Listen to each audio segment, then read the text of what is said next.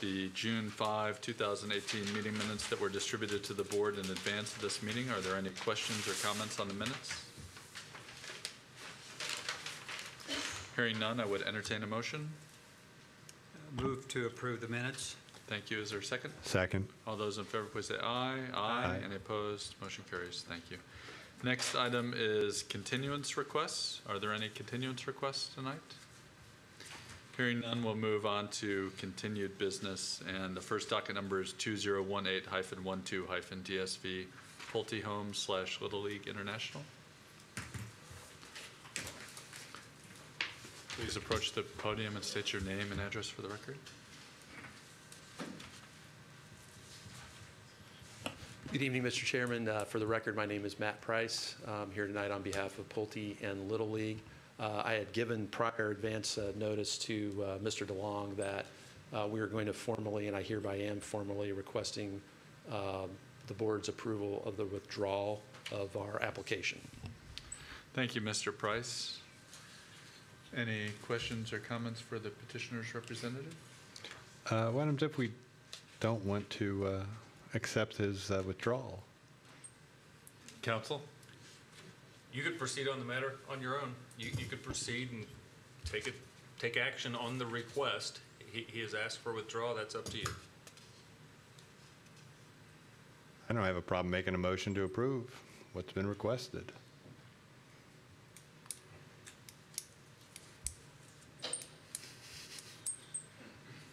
You mean making a motion to approve the substantive variance requested? Correct. Does that make sense when they've asked for it to be withdrawn? That's the I would have a question. different motion, Mr. Chairman. Yeah, me too. But Larry can be a little contrarian, which we appreciate. Okay, so any further questions on the petitioner's request to withdraw? Nope. Okay. Hearing none, I would entertain a motion. I move that petition 2018-12-DSV be withdrawn. Thank you. Is there a second?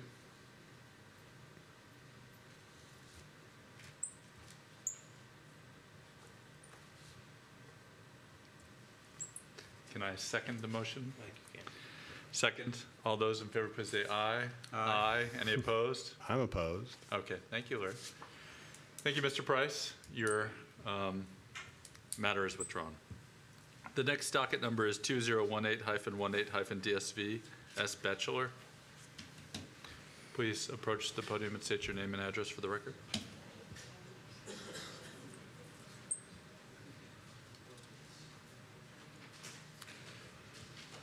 Do we have, Wayne, is this one that somebody's going to be prepared to talk tonight, or do they need a continuance? Well, I know that Ms. Batchelor had communicated that she was working on notices. My assumption is that she has not prepared those.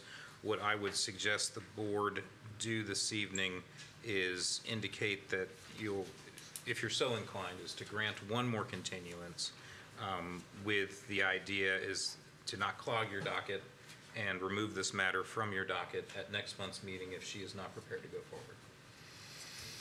Okay. Well, since generosity is one of our values, I think we can consider that. Any discussion amongst the board? Hearing none, I would entertain a motion that we move this, continue it to the August, what's the next meeting date? Get out the handy dandy electronic phone here.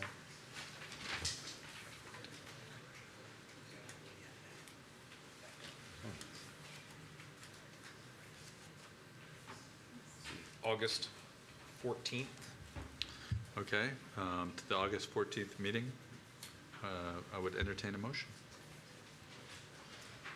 We have a new member. I move that docket number 2018-18-DSV be continued to the August 14th Board of Zoning Appeals meeting. Thank you. Is there a second? Second. All those in favor, please say aye. Aye. Any opposed? Mrs. Evinger, thank you for joining us. Sorry, I'm tardy. No, that's okay.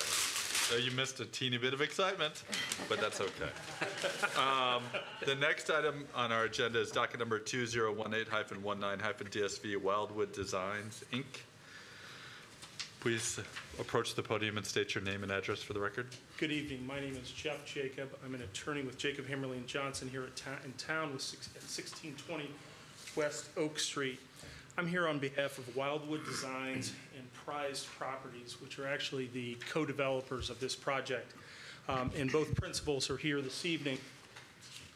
The project in front of you was continued from the last meeting, but to refresh your memories, it is a 7.6 acre parcel zoned R1 located on the west side of 875, which is the highlighted north-south road, just about a mile or so north of County Road 300. As mentioned, this was heard last month, and really the ultimate plan with this project is to plat it into 3 2.5 acre lots. Obviously, this is going to have to be heard in front of the Plan Commission. We've got some platting to do and some additional work. However, the request in front of you this evening is a variance to deviate from the minimum road frontage requirement, which we, as you'll note, Lot C is landlocked. And we are proposing a common drive off of 875 to access all 3 lots. As mentioned at the last hearing, you heard a good deal of detail, but we were charged with working through some details with neighbors and some adjoiners. And I trust that you received some information this week. We have a letter of support from 2 adjoiners directly to the north and directly to the south that raised some concerns at the last hearing. In addition, we have a couple other letters that were previously in your files from additional neighbors in support of the project. The result of our meetings with the neighbors has been some pretty extensive, for what we're requesting, set of commitments. And I'd like to highlight just a few points with those. As discussed and recommended by staff, and the commitments, just to take a step back, reflect staff comments as well as some commitments we're making with our platting and zoning processes our variance process here this evening. And we think we've incorporated those concerns that staff has raised as well as our commitments to the neighbors. There is a pretty substantial, approximately 11,000 acre barn, or 11,000 square foot barn, which I have heard affectionately referred to as the Barney Barn because it's purple. That will come down before we begin building on Lot C, and that's reflected in our commitments. Also in the commitments, we have a number of architectural standards that we have agreed to. We realize that that is not something you would typically hear with a road frontage request, but we believe that's consistent with the homes that my clients wish to build on the project, and frankly, that wasn't too much of a stretch for them. We've also agreed to some minimum residence square footages that you'll see in the commitments. Again, those are minimums. As we go back and look at the common drive, one of our commitments, as suggested by staff, is that we have a common drive maintenance easement agreement. This drive will service, assuming your approval, Lot A, B, and C. You'll see the hammerhead on the west side of the drive at the fire department's request. We've talked to the fire department on a few occasions and are working through details with them on what they would like to see given the nature and size of this project. Our commitment is to build what they want, though. Okay? We have also, in the commitment, set out the general location of where this drive will be, where the cuts for Lot A will be, and some general design of that that's not reflected in this drawing. Our intention is to minimize the impact on the Vosper lot, which is the lot to the south. The drive, our hope is to angle the access cut onto Lot A, and we have some setbacks that we've agreed to all the way down to Lot C to mitigate the impact on their residents.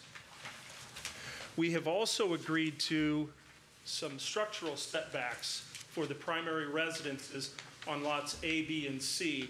And there's quite a bit of detail there, but that's from just some flat-out measurements and spending some time with the neighbors on the site.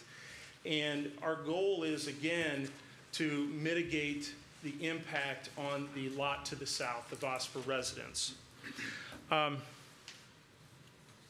We have also agreed to install, and in this exhibit, it's a little hard to see, but during the marketing portion of this project, meaning my clients will install a 4-board fence on this property. It will not run with the land. They will install it. If a property owner comes in and says, hey, I want to take it down, they can, and that's spelled out in the commitments. But we're not exactly sure that they would want to. This is an example of what the fence is currently on site, and we're going to add to that to divide up the lots. And we think it's a great, attractive fence and will be a nice addition.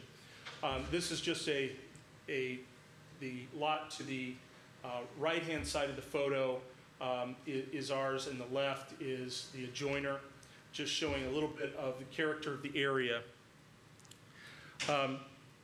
We've also agreed on Lot A to install a landscape preservation area, and that is between the common drive and Lot A. Again, it's to mitigate the house location on Lot A relative to the Vosper residence to the south. Again, these commitments are contingent upon us receiving your variance approval tonight and successfully going through the platting process and generally being able to construct this project. Specific to our variance this evening, as you can tell, Lot C does not have road frontage and is landlocked, and we are requesting a waiver or variance from that road frontage requirement, subject to our commitments. I'm happy to go through the statutory requirements. We believe that we have met those this evening and then some, given the extensive commitments that we have submitted in relation to the, and as negotiated by the adjoiners. So I'm happy to answer any questions. Thank you, Mr. Jacob. Yes, I've got a few questions for you. First Please. of all, we received the revised version of the commitments Yes, sir. from the adjoiners. Is your client amenable to this red line version? Those are actually from me, and Okay. we are agreeable to those. Okay.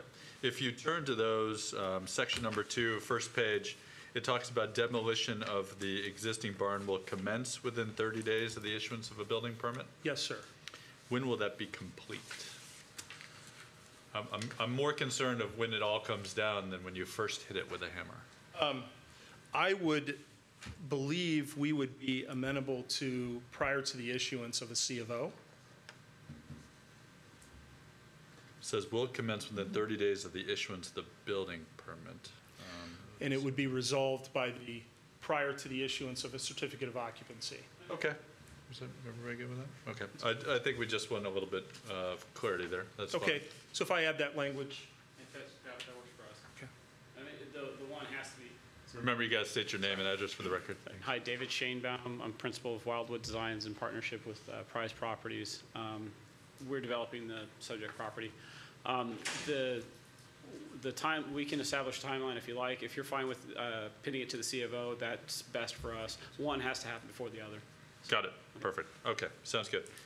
Section 7 talks about the work you're doing with Mr. Vosper to address the septic system. And it's going to be relocated. The new system shall be installed and the old system abandoned. Is there a commitment by Mr. Vosper in writing to abandon the old system and establish the new system on that timetable? There is a verbal commitment from him. So I don't want to speak for him not being here this evening. I can tell you that I believe there's a septic company that's going to be out on site tomorrow.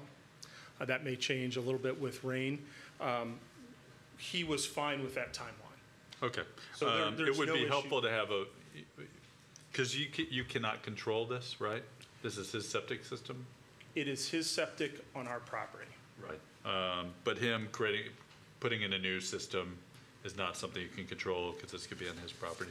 Correct. It would be nice to have a written commitment from him, I will, something in writing that says, yep, I commit to get this done by this date. and it may be done as we work through some of these edits, and we can verify that it's been completed by then. Great, thank you. And not to change the substance of what you guys have agreed to, just to make sure he's on board with that.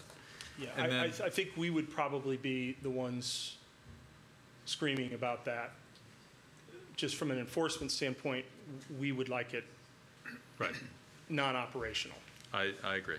And then finally, on your draft findings of fact, on the third one about unnecessary hardship, I didn't fully understand that. You noted the current location of the existing structures on the site suited a prior use that predates the split that created the current lot.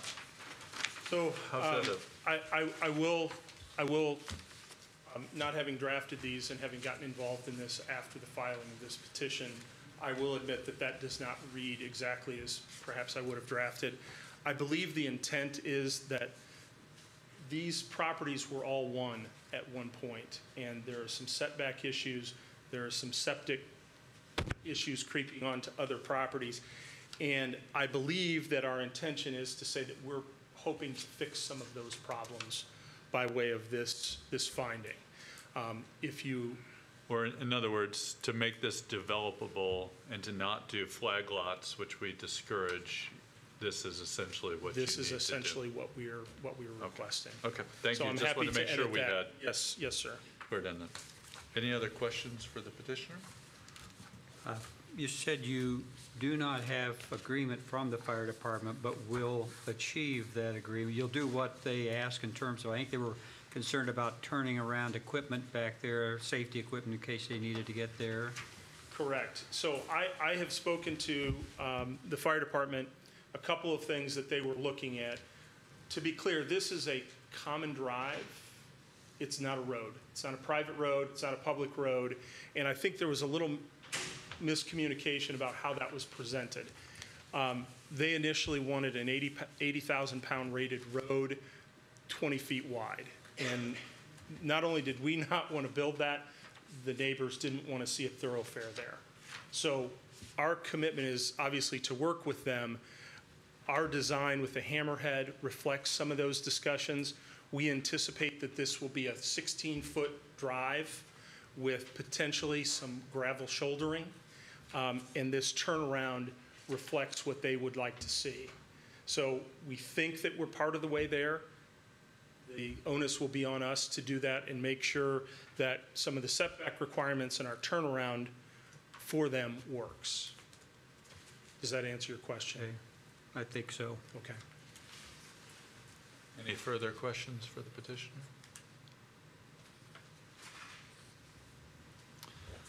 Thank you very much. Are there any remonstrators here tonight? Is there anybody who'd like to speak in favor of the petition? Hearing none, may we have the staff report, please?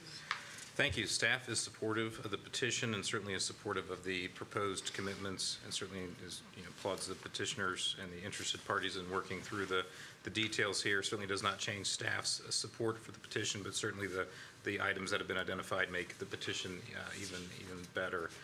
Again, the staff is supportive of the petition as filed and also notes that procedurally, as indicated by the petitioner, the future plat will be filed to move the rest of the project forward in the timeframe that is whatever works for them. And staff is not pushing a timeframe, but other than that, staff recommends approval, and I'd be happy to answer any questions. Thank you. And so one of the things you noted in your staff report is that this would need to go in front of the Planning Commission? That is correct. Okay. And as Mr. Jacob noted, he'd also need to ensure that we had fire department approval of whatever the final design of that drive is. Any further questions for staff? And did we modify the completion date for the removal of the barn? Yes. They agreed, yeah, the petitioner agreed to make that change. Thank you, Larry. Anything else? I would entertain a motion. I move that docket number 2018-19-DSV, Design Standards Variance, in order to provide for the construction of a single-family homes for 2 lots, which deviate from the minimum road frontage as illustrated on the illustration of proposed division attached to this report, in the low-density, single-family residential zoning district R1, be approved as filed with the revised findings of fact per our discussion. With a maintenance plan to be established for the contemplated ingress egress easement to be executed as any part of the planning of the property, the design of the contemplated ingress egress easement and terminus to meet the design requirements of the Zionsville Fire Department, and finally demolition of the existing 10,800 square foot barn to commence within the 30 days of issuance of the certificate of occupancy for the construction of the new detached garage, and completed prior to the certificate of occupancy being issued. Thank you. Is there a second? Well, wait a minute, shouldn't it say within 30 days of issuance of the building permit and completed prior to issuance of the certificate of occupancy? Yes. Yes. I was going to, technically, we're supposed to do a second, and then we could tweak it, but I'm good with us tweaking it midstream. And I'm sorry. amendable to the. Okay, excellent. So that tracks the language that's actually in the commitments, and as we discussed. Perfect. Okay, is there a second to the amended motion? Second. Great. All those in favor, please say aye. Aye. Any opposed? Motion carries. Thank you Thank very you for much. your time.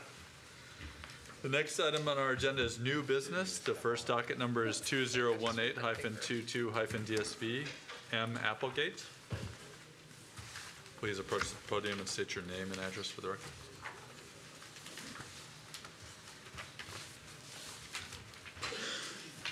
Mark Applegate, 2705 South, 975 East, and I'm asking for a variance in order to put an addition on my barn. And we've read your petition. Thank you very much, Mr. Applegate. Did you see the staff report? Yes, I did. Did you note that they suggested the removal of the shed? Yeah, yes. What do you think about that? I'm fine with that. Okay. I'd like to get the extension on and then do the demolition after that. Okay. What, if we had to put a time frame on when you would complete the demolition, would it be within? Within 3 months of completing the extension. Okay. The barn. Got it. That makes sense. Any questions for the petitioner? Any remonstrators here tonight?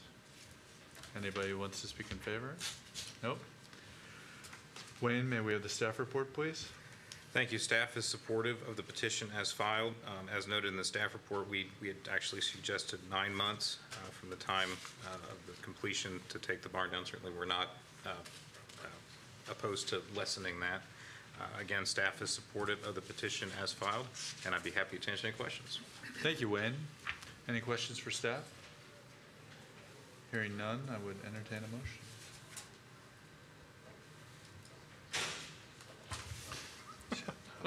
Okay, go ahead. Sorry. I move the docket 2018-22-DSV Design Standards Variance in order to provide for the addition of an existing barn which, one, exceeds the allowed roof accessory square footage,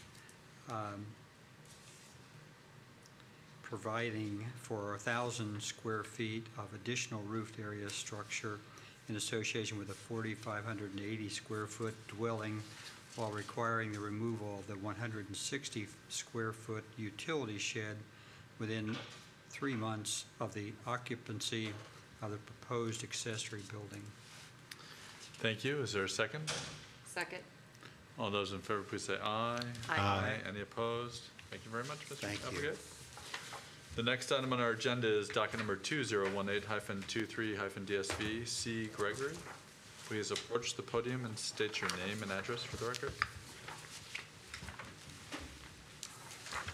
Hi, my name's Christy Gregory. I live 505 West Sycamore, and I'm here for a variance for an addition on my house. Great. And we've read through your petition and really appreciate the fact that you've worked hard to maintain the historic structure and character of the home, which is great. Any questions for the petitioner?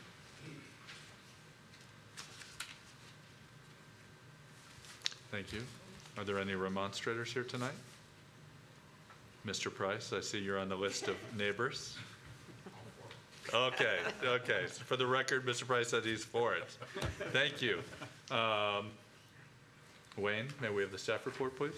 Thank you. Staff is supportive of the petition as filed. This is a unique property with multiple front yards, which makes it, and it's the only home in its own block, which does not allow for the use of the tools that are within the zoning ordinance to allow folks to navigate with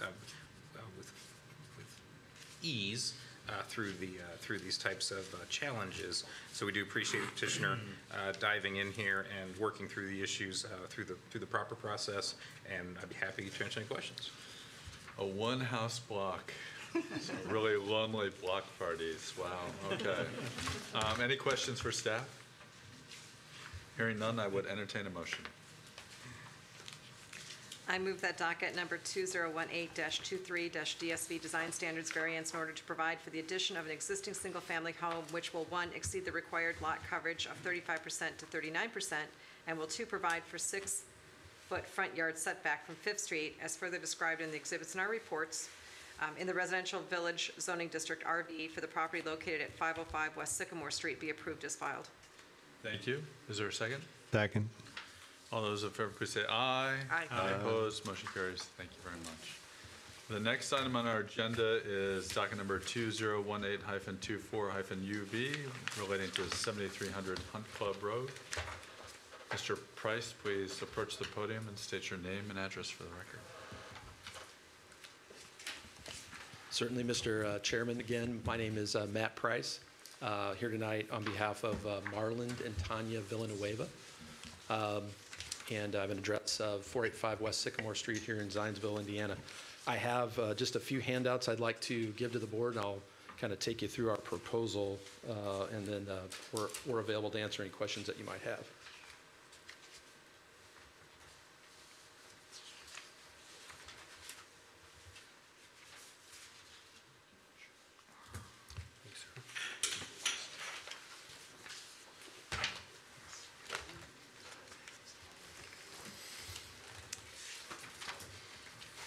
Thank you.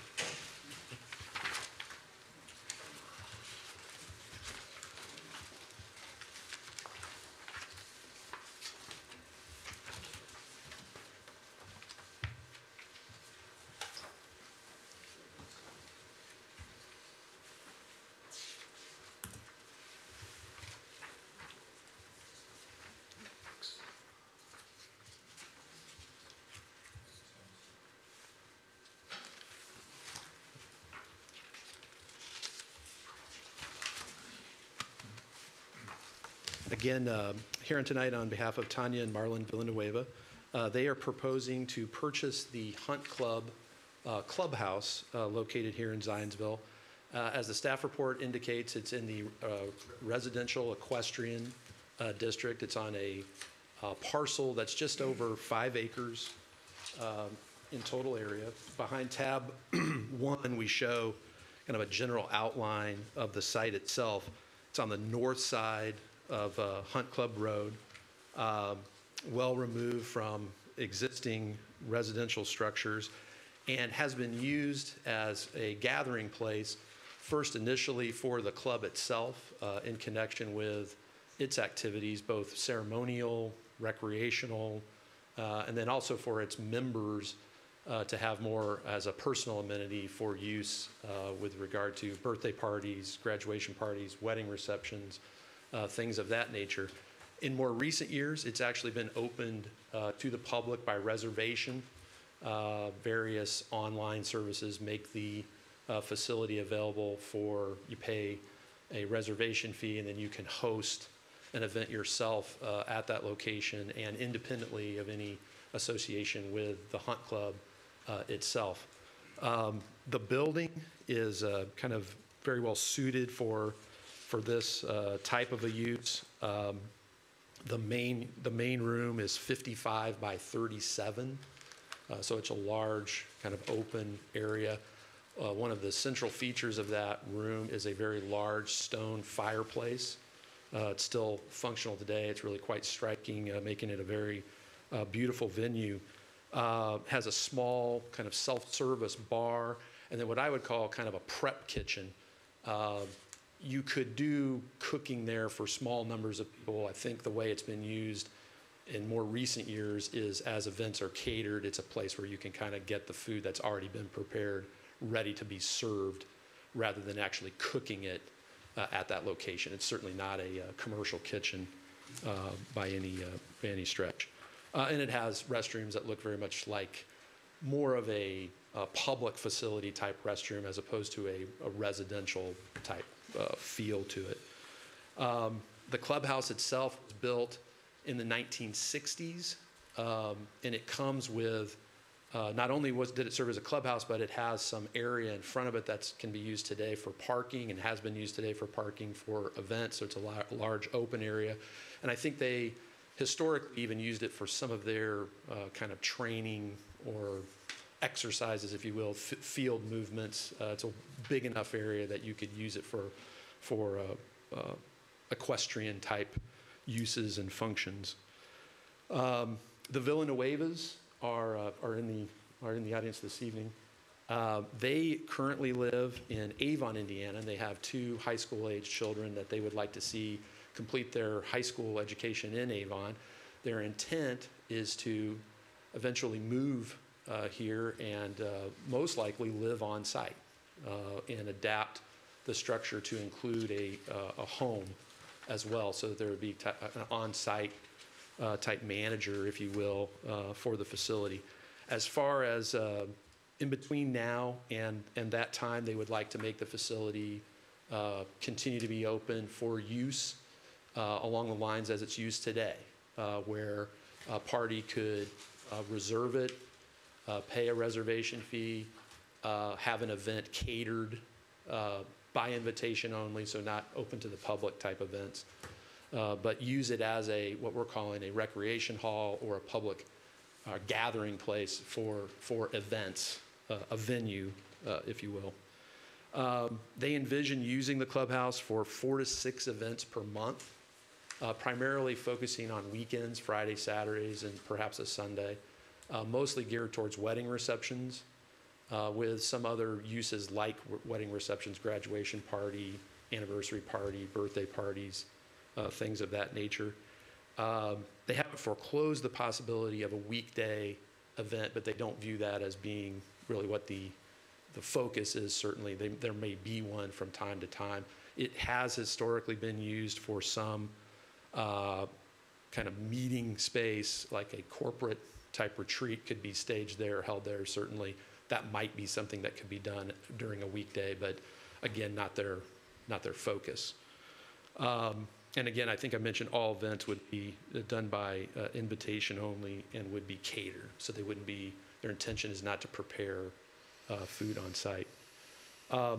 We included, behind tab 2 is a depiction of the site plan really as exists today, with the long drive extending back from Hunt Club Road to the existing structure, and then the parking area that's immediately in front of that structure. And then the building, the structures that you see depicted to the west are some potential additions that would include a garage and then a dwelling. Maybe some cross-functional space there, meaning that what they'd like to do is make the facility more inviting. Today, it has a fairly modest front door, if you will. What they'd like to do is have more of a canopy type front door, and have space to store tables and chairs that could be put in an adjoining garage, which they think would just make things function better and be laid out in a more purposeful way, in a way that reflects really the predominant use of the building today. And then that dashed feature that you see on the site plan behind tab number 2, that's the general location of where a future dwelling could be located. Behind tab number 3, we've shown some elevations of what the building could look like. I will point out just a couple of things behind the first page, tab 3. The canopy kind of front door is this triangle shape that I'm pointing to there. And then as you move to this is looking north front, as you move to the west is where the garage and dwelling would be located. And it would have, I think what's anticipated is a rear entry, perhaps a side entry garage in the back of the building.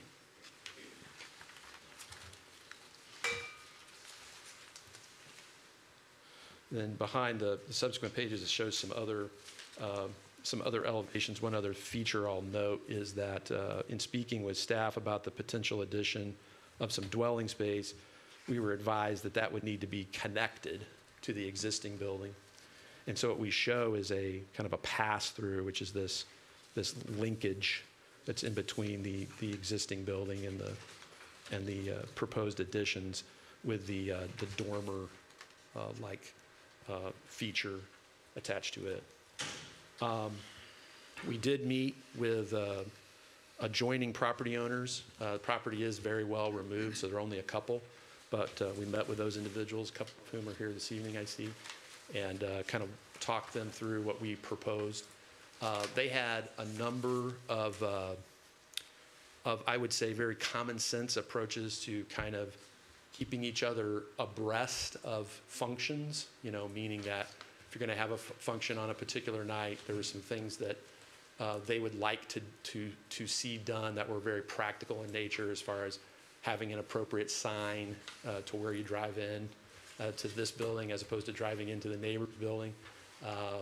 There is a tenant of our closest neighbor who had some special requests about just making her aware of an event coming up so that she could properly take care of her horses so they wouldn't be spooked or frightened by anyone arriving at the party. Those were all very common. We felt like very common sense and really good neighbor type approach to getting along, as has been done historically between the club and its neighbors. I would also add that one of the aims, and I think one of the reasons why this potential sale has been attractive to the Hunt Club itself is that it's the Villanueva's intent to maintain the history of the building, both preserving some of the photographs, artwork, certainly the fireplace, the main structure itself, and using that structure for what it has been historically used through much of its life over the last 50 years. And it's their intent to perpetuate that history into the future, which is why we're seeking the use variance here this evening. We're available to answer any questions that you have, and we respectfully request approval of our variance. Thank you, Mr. Price. So, as you may know, use variances present a special concern for us, so we'll work through some of those issues. When you mentioned that the petitioners are interested in using the building along the lines for how it's been used historically, do you have information as to how frequently it was used to host parties, the typical hours for those parties, and how that compares to what the petitioners are planning to do? I would put it this way. What we did as part of our diligence, because you'll see in the staff report that at one point we considered, although we abandoned it fairly quickly, considered getting a legally established non-conforming use certificate in lieu of getting a variance. And I say that really by way of background, because what that caused us to do was we interviewed one of the long-standing members of Hunt Club, who also today kind of runs the facility for the club, takes the reservations, makes sure things are being properly insured, and that the caterer knows how to get into the building and that kind of thing. And in the course of interviewing her, we discussed really the frequency of the use compared to its historic use. And I would say that I was not able to arrive at a specific number of events per month. And I would say what the Villanuevas are proposing is more times per month than what has been typically associated with the Hunt Club. The use itself, though, as far as an event or venue center, is best I can tell identical. I mean, it's graduation parties, it's wedding receptions, it's birthday parties, things of that ilk. The frequency or maybe intensity of those uses is by the best I can tell, greater than what the Hunt Club used it for.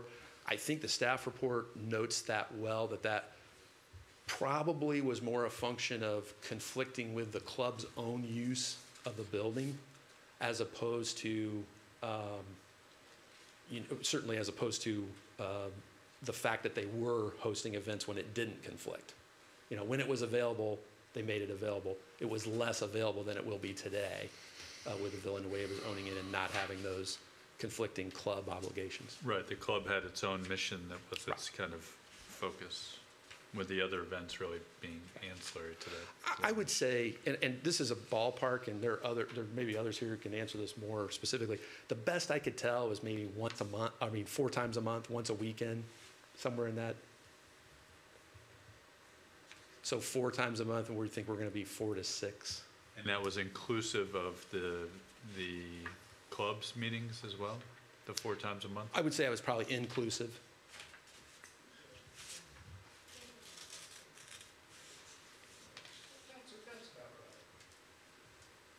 Okay.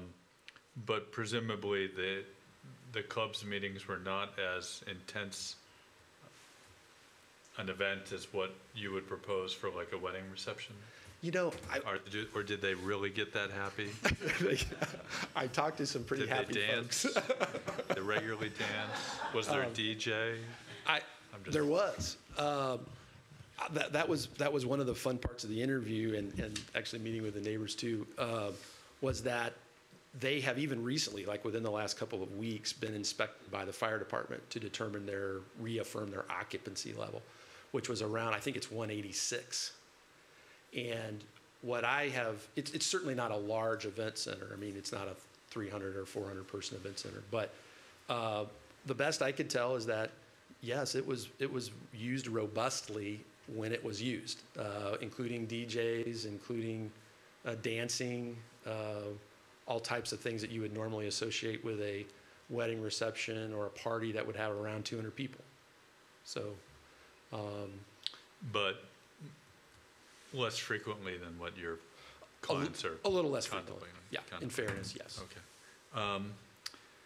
Wayne, if we granted this use variance, is there any limitation on their ability, absent us imposing a restriction? Is there any limitation on their ability to expand the footprint of the building beyond the 186 occupancy, make it a 300 person event center? Well, what's in front of you this evening is a proposal to expand the structure, but only for the residential component that they're asking for. But we're really only talking to the use variance. We're not. Correct. We're not. Before us isn't the residential piece, right? It's just the use variance. Right. But what I'm getting at is, the footprint that's in front of you, the site plan that's in front of you, can only host a certain amount of people within the structure. Certainly, we've yet to talk about what are the outside activities that could accompany this program. Right, but they're asking for a use variance on this piece of property to allow them to continue to do this particular use and maybe expand it.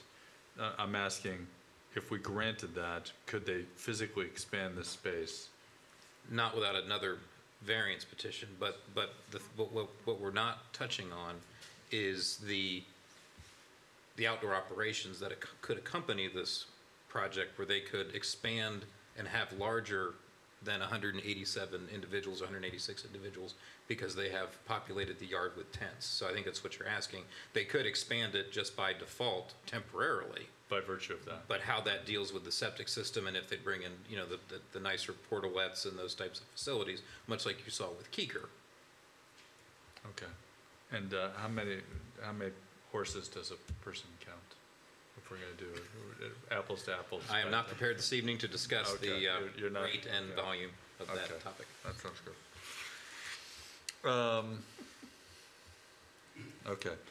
I noticed in your proposed findings of fact, Mr. Price, you talked about operational restrictions being afforded by a variance of use. Have you given thought to what potential restrictions might allay our concerns that relate to a use variance, any uses that are more intense than historically done there, but still allow your clients to productively use the property? Right. Yes, we have. We think that a way of going about this is to link the use to manor, which is catered events. Make them invitation only, which has been the historic use, meaning that they're not publicly solicited, come out to this party, and you don't know how many people are going to show up.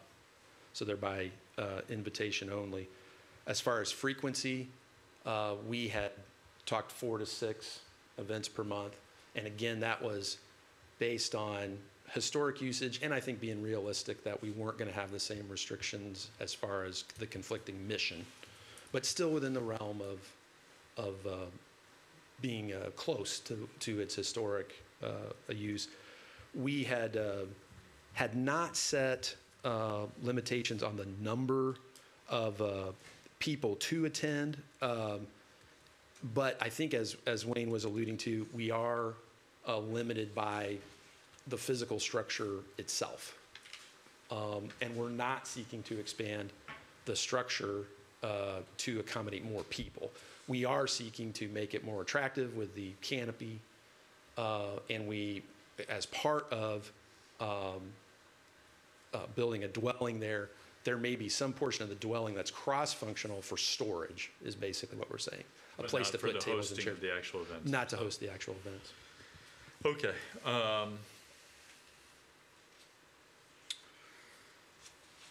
So would your clients be amenable to a restriction on the number of people that would be able to attend? Let me kick around some of these ideas, and the board may have further thoughts. Number of people, the hours of events, the extent of the outside use, at what point, lighting and noise would stop. So if there's an outside band, we've dealt with this in the context of party barns in the past and other venues where certainly the neighbors today are used to the use that's been there, but to consider ways that we can ensure that this is not a problem. Certainly be open to that, absolutely. Our intention is to be good neighbors and to not really deviate from historic practice, and I think we've already represented that to the neighbors. And our intent is not to be unduly restrictive, but use variances by their very nature, they're inconsistent with how everything else is around it, right? So we need to be careful. Any other questions for the petitioners, guys? I think this may be for Wayne, but things like noise ordinance, this is part of the rural district, isn't it? Correct. And I'm not certain what the noise ordinance within the rural district, if there is one. It is an item that is enforced by the county sheriff, being the rural jurisdiction, and I can't speak to what the county noise ordinance covers offhand, but I do know it's a little bit more open than the urban. For example, you can recreationally discharge firearms for purposes of target practice and whatnot, and so that type of noise is commonly found in parts of the rural area. So that's the level of noise that is, I don't say tolerable, but that's a barometer of that you do see. And this is almost rural in name only. Correct. You are very close to urbanized infrastructure. Yeah. And it's been a few years since I've driven by this, but it's a gravel driveway, I think, isn't it? Is the grassy area used for parking as well? I mean, I'm not sure how much parking accommodation is there on the gravel pad up there, but is the grass used for parking as well? In the front, yes. There's kind of my experience was going there was that there's the kind of the circle, the turnaround kind of area, and people kind of park off of that as they enter. And a lot of that area is kind of a mixture of material where over the years, I think gravel's kind of spread out. And so it's not like parking at like parking to go to the golf tournament where you're parking in or a Purdue football game, where you're parking on the golf course. It's not like that, but it's not a paved parking lot either. Yeah. I got a stack of questions. So the actual building is more 50 by 70, not 35 by, they're not 37 by 55, correct? Yeah, 3,500 square feet, that's correct.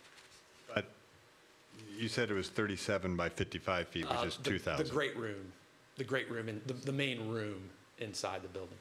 Okay, so there's a 2,000 square foot room inside of a 3,600 square foot building. And then the 186 person occupancy is by the fire department? Yes, sir. And that's based on a non-sprinkled space? Yes, it's definitely non-sprinkled, yes. Okay. From the drawings that we're getting, it's looking like you're proposing to add a 2,000 square foot patio to the back side of it. Yeah, there's an existing Now, let me cut to the nut shallow of the patio whole, back there now. where I'm grinding away at is, I'm kind of looking at this thing and thinking there isn't more than 25 or 30 car parkings available in the gravel lot, which no way will accommodate the current 186 person occupancy. And then when you start adding the patio, it blossoms up to a 300 or 400 person event venue. Then when you add the additional, and I guess what you're asking for in the proposed building is more just storage for the facility, correct? And then it's also, you're asking for the approval of a 4,000 footprint for a residential addition to this. Correct. Is how it's kind of all scaling out. So we're kind of moving from something that I'm assuming was privately owned, use was by donation. Did the Hunt Club actually charge to use the facility? Yeah, essentially, it's their clubhouse plus some ancillary use, But- probably by members. But maybe. did they charge third-party groups to use the facility? Yes. we Okay, did. because I had to look up what pecuniary meant. I was assuming it was something related to a horse. I found out it's basically if you give it away, it is non-pecuniary. I can't even say it. But anyways, if you're donating the space. So now we're moving this to a for-profit venture. And it's a for-profit venture that has currently been used to host events up to 186 people. With the addition of the patio and the other storage room, we're getting to something that could host 300 or 400 people. You've got a parking lot attached to it that is gravel that can take maybe 25 or 30 cars. What's the request? Because it's In to a me little what rural I'm seeing in what is being presented is a 400-person venue out there on Hunt Club Road with no parking, no restrooms. Is that what they want? Is this property on septic or sewer? It's on septic. It does have restrooms, fully functional restrooms, and it's hosted events of that level. In fact, there's individuals here tonight that had a wedding reception there with numbers in that range of 200. The patio addition is it's not to add space for more people. It's more of an aesthetic. There is a small patio there now, and there's a beautiful viewscape right behind the facility. It'd be a great place to just kind of stand and congregate.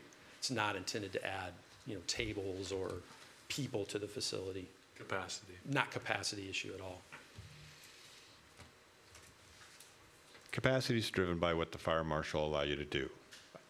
I've built bars, restaurants, music venues. I have had my clients say, I have to hit a 400-person number to book the bands I want to have in the venue. So we are very diligent about how we place the bar, place the restrooms, place everything to hit that 400. For their business, they need a post out there that they can do 400 people. the fire marshal kind of establishes what you can put in the space. So my concern is at some point, the fire marshal come back in and say, well, yeah, with the outdoor patio, with this and this and this, you can do 400 people. At that point, we have lost control if we are interested in having control over what's going on out there. Unless we've otherwise exercised control. Something. Right, which is where, when the petitioner made the reference in the finding of fact to operational restrictions, that's kind of what we're working to engage with them on. Okay. Because I agree, having a significant venue dropped in the middle of Hunt Club Road is a major change from what is there today, so. It sounds like it's currently been used as a kind of volunteer. It's a clubhouse. Clubhouse. Plus the occasional event. Correct. We ran into this with our farmers market tent that ended up with a second story. Well, that was supposed to be a farm stand, I'm sorry, stand. but you're right. I get my tents and my stands mixed up sometimes. Yeah, one's permanent, one's not. Which is which, the tent or the stand? The stand is, oh no, that's a good point. Good point. All right. Turns out we got a permanent one. Whatever. Okay. All right, we digress. Any further questions for the petitioner at the moment? So I expect we're going to need to engage with you and your client on potential operational restrictions and then see if we can come to ones that we could get comfortable with. So we'll have to work through that. Why don't we see it? Are there any remonstrators here tonight? Anybody have any concerns other than us? Anybody who wants to speak in favor of the petition? This is the last item on the agenda. Okay. Yep, you need to approach that. We record all this stuff, so if you could approach the podium and state your name and address for the record, please.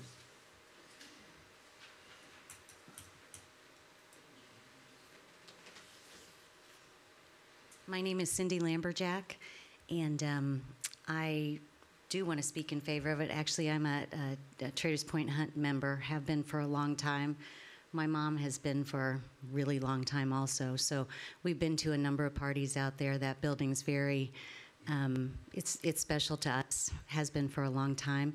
And from the time we met the buyers, we just really connected. I think they share our love of the facility, the area, and so I would highly recommend them. Great, thank you very much. So that brings up another point, which is I know you think they're great, which is great, but we have to be mindful of how long we allow use variances to exist, but also be mindful of if your client's making an investment in the property that they'd be able to have a certainty of that investment. But it would be unfortunate if your terrific clients from the Traders Point perspective, the club's perspective, were to then sell in a few years to somebody that they weren't as enthusiastic about, and the situation changed. Hence the importance again of the operational restriction piece and considering even if a duration makes sense. Historically, we've done that. This may be more of an intense investment than we've addressed in the past. Would anybody else care to speak tonight? And please state your name and address for the record. Thank you, Mr. Chairman. My name is Tom Godby. This isn't probably pertinent to the zoning board, but the Hunt Club has chosen to take proceeds from this property and donate it to 3 503C Corps. One of them is the Indianapolis Police Mounted Horse Patrol. And we would greatly appreciate your consideration. Yep, great. Nope, thank you. Sounds good. Well, Mr. Price, why don't you come back up? So what I'm thinking is, Mr. Price, work with the town on potential restrictions that may make sense, and that we then, and we can hear your staff report too, because I'd love to hear it. And then we would engage with this further in August. Certainly at the August, I think we said it once this evening, 14th meeting. Okay. Yes. But let's first hear your staff report and what you think, Wayne. Certainly, staff is supportive of the petition. There's a number of things that have been mentioned this evening that tie directly into the complexity of the discussions, and certainly doesn't change staff's support. The infrastructure of the area, are self-limiting. Certainly, the interests of all parties are to create a facility that works for the area. And that's ultimately, what the Board of Zoning Appeals is focused on first and foremost is, what are the neighbors, thinking and looking at when it comes to these types of projects. Ultimately, you're also looking at, the law and the other features that have been discussed this evening. The two things that jump out at staff, beyond the other discussion points here, is the future covered entrance, which is a great feature. Staff would encourage a concrete pad to be installed underneath that future covered entrance, simply to allow for a smooth discharge area, entry area to comply with ADA. Certainly, that's a great feature, and certainly the future patrons would also, I think, utilize that smooth, dry, level surface. The other item is the expansion of the facility in terms of the single-family dwelling. Staff, as we indicate in the staff report, is supportive of the residential component side, caretaker side, if you will, of the structure. We do know from experience that the homes have pressures to serve as host structures for the bridal parties and other folks that need a little bit more accommodation to maybe get ready, or something has caused that to become necessary for that group. The complexity, much like Larry Jones has touched on with the building code, is when you start bringing the use into the single family structure, it now takes that single family structure into the occupancy count and into the septic count and into all the other counts that take the single family home into a commercial building code. And so that's just something that the parties, all parties here might want to just steer clear from, unless they want to bring the home into commercial code and deal with all the other features that run with that. And certainly in this time frame that's going to be taken to the August meeting, I would definitely encourage a follow-up conversation with Josh Frost, the fire marshal, just to learn more about the expansion of the facility, even though it is for single family, what exactly that entails. I mean, we do have our fire protection ordinance and other ordinances that come into play, and I just want to make sure that everybody's on the same page as to the requirements that may or may not be in play in an area that's served by well and septic. But again, staff is supportive of the petition and certainly is supportive of it sounds like a continuance is going to be suggested to allow for some additional dialogue. Thank you, Wayne. So you would be amenable to working with the petitioner and the petitioner's representative on proposed operational restrictions? Certainly. That would make sense. So, for example, I've got a concern, feeding off of Larry's point, about the patio. If they're going to put a band on the patio, if they're going to play outdoor music, I mean, this is fundamentally a residential area. There are animals. We call it the Rural Equestrian District for a reason, right? And Hunt Club has a special place in the Zionsville reality, right? So I want to make sure we're conscious of that too. I think you mentioned earlier too, lighting, just again, if there's going to be night events. It's just lighting, how much lighting, hours. There's a big difference between having an event inside and having an event outside in terms of the impact on other people. It is a little road that's not lighted at all, so we have to be conscious of that too. So don't be shy, Wayne. Okay. Any further questions or comments for Wayne? So, Mr. Price, are you amenable to working with Wayne to see if we can come up with something that makes sense? I'm definitely amenable. We are going to have to seek outside relief to extend our purchase agreement to that length, so we were hopeful we could work through these issues tonight, if possible. Well, the trick with that is, we've got to be comfortable with them. Your client needs to be comfortable with them because it involves his investment, and there's a lot to deal with, not only with these restrictions, but we also need to figure out the duration piece. I wouldn't want us to grant this use variance in perpetuity. at least without further thought. So Yeah, this- and to your point on that, that is a significant issue for us, given the investment being made here. So while I'm not suggesting there isn't any limitation that could be acceptable, I think given, part of what we're trying to do is make the historic structure exist, into the future. And so if it were limited in some way, I think it's going to discourage, the investment in it, or perhaps even change, the direction that the club will need to go to actually dispose of the property. No, we understand that, and I appreciate that. Nevertheless, we have to be mindful of not only today, but the future. And again, your client's great, and everybody likes him, but what happens if somebody in the future who isn't as pleasant were to acquire the property? And we have to look at this use and this use variance in that context. So I'm hopeful that the club will extend your purchase agreement so that you've got the time to work these issues with the town and come back to us. I really do think there are a number of them. It's really pretty complex. It'll be well served by having the time for you and your client to work those issues specifically. So we would be interested in continuing your matter to the August 14th meeting. Are you amenable to that? Okay. And for the record, you nodded your head. I'll say yes. I'm hopeful. I'm hopeful we'll be back. Is my concern. That sounds good. Any further questions or comments amongst the board? Hearing none, I would entertain a motion to continue this matter. I move that we continue docket number, where are we at? 2018-24-UV for 7300 Hunt Club Road to the August 14th BZA meeting. Thank you. Is there a second? Second. All those in favor, please say aye. Aye. Any opposed? Motion carries. Thank you very much. Wayne, what further things do we need to?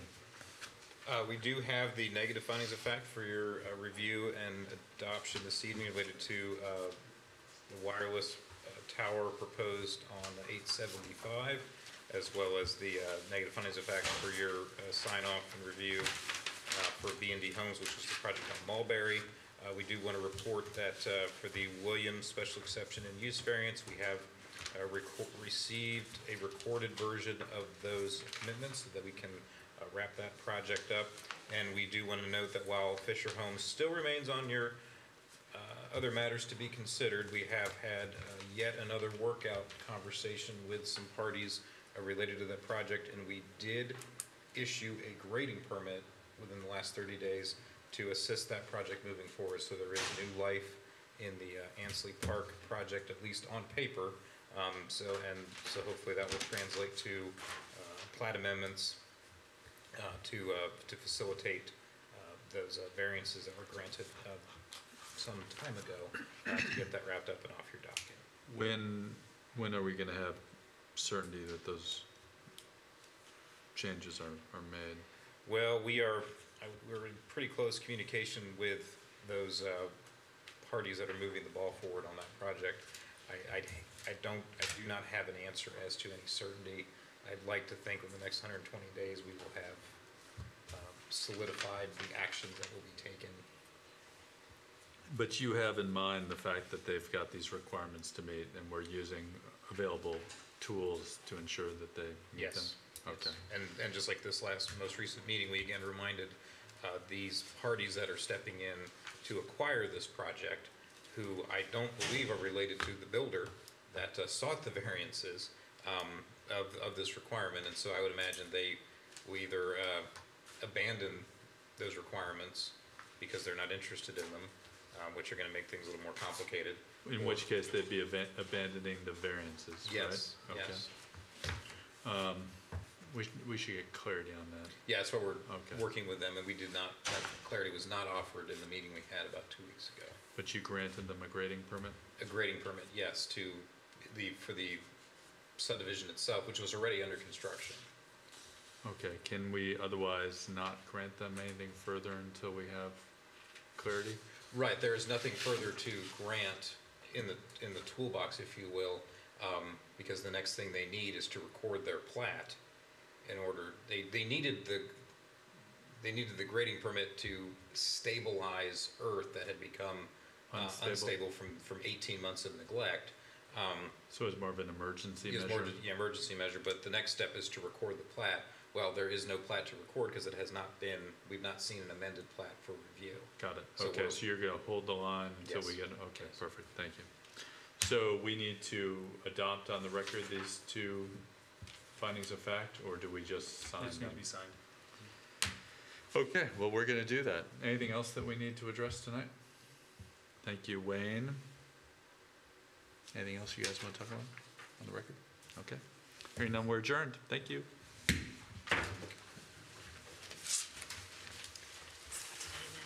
Usually people don't wait until the very, very end.